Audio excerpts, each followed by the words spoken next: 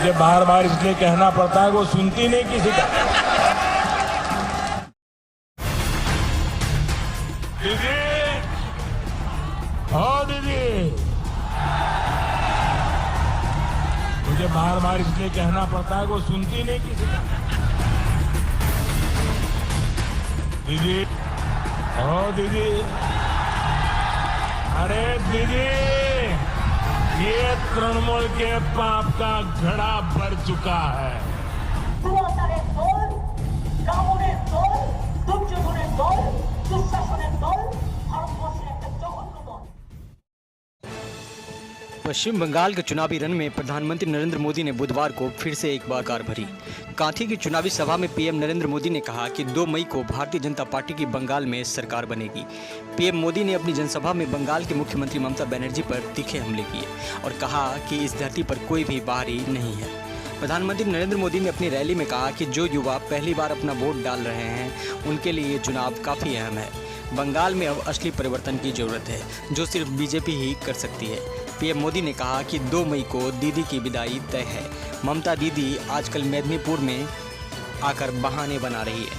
PM Modi ने कहा कि ममता दीदी, आज बंगाल के लोग आपसे पूछ रहे हैं कि लोगों की अनाज किसने लूटा। पीएम मोदी ने कहा कि चुनाव आने पर दीदी सरकार द्वारे द्वारे की बात करती है, यही खेला है। पीएम मोदी ने कहा कि बंगाल का बच्चा बच्चा ममता दीदी का खेला समझ गया है और 2 मई को दीदी को द्वार दिखा दिया जाएगा।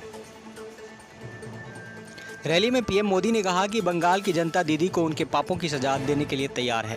जब जनता को जरूरत होती है तब दीदी दिखाई नहीं देती है।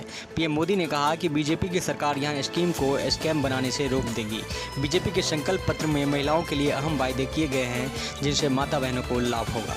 पीएम मोदी बोले कि टीएमसी सरकार को बंगाल के लोगों की चिंता नहीं है। यहाँ की सरकार ने केंद्र की योजनाओं को रोकने का काम किया है। पीएम मोदी ने कहा कि 2 मई को बीजेपी की सरकार बनेगी तो किसानों को पिछले 3 साल के पैसे दिए जाएंगे। पीएम मोदी बोले कि बीजेपी की सरकार बनते ही राज्य से तोलाबाजी को रातों रात खत्म कर दिया जाएगा। प्रधानमंत्री नरेंद्र मोदी ने कहा कि सभा में जिस बंगाल ने पूरे भारत को वंदे मातरम का नारा दिया, बंगाल की भूमि पर कोई बाहरी नहीं है, गुरुदेव की धरती पर कोई बाहरी नहीं है। टूरिस्ट कहकर मजाक उड़ाया जा रहा है, बंगाल के लोग किसी को बाहरी नहीं मानते। पीएम मोदी ने कहा कि बंगाल में जब बीजेपी की सरकार बनेगी तो इसी धरती का ही व्यक्ति यहाँ का मुख्यमंत्री होगा। बंगाल में बीजेपी ही हिंसा दूर कर सकती है। बता दें कि बंगाल में पहले चरण के मतदान के लिए सभी पार्टियों ने पूरी ताकत झोंक दी। बंगाल चुनाव के बीच बाहरी और बंगाली का विवाद गहराता हुआ जा रहा है। जहां एक तरफ प्रधानमंत्री नरेंद्र मोदी ने टीएमसी सुप्रीमो ममता बनर्जी पर जमकर हमला बोला तो वहीं राज्य की सीएम ममता बनर्जी ने भी जमकर पलटवार किया। ममता बनर्जी ने बांकुड़ा जिले के बिष्णुपुर रैली में कहा कि हम वर्षों से बंगाल में रह रहे हैं, दूसरे राज्यों के लोगों पर बाहरी होने का ठप्पा नहीं लगाते। पान मसाला खाने वाले और तिलक लगाने वाले लोगों को ही उत्तर प्रदेश जैसे राज्यों से चुनाव के पहले यहाँ समस्या पैदा करने के लिए भेजा गया और वे हमारे लिए बाहरी गुंडे हैं।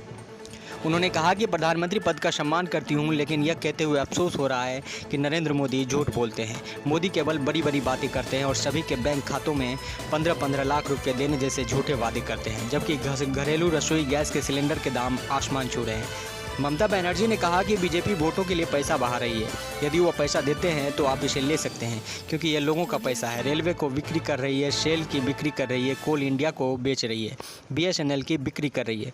PM केयर का पैसा कहाँ गया है? त्रिपुरा में बीजेपी सरकार को उदाहरण देते हुए ममता बनर्जी ने कहा कि त्रिपुरा में कोई वादा नहीं पूरा किया गया, वहाँ ग्रुप D के पदों का निजीकरण कर दिया गया है।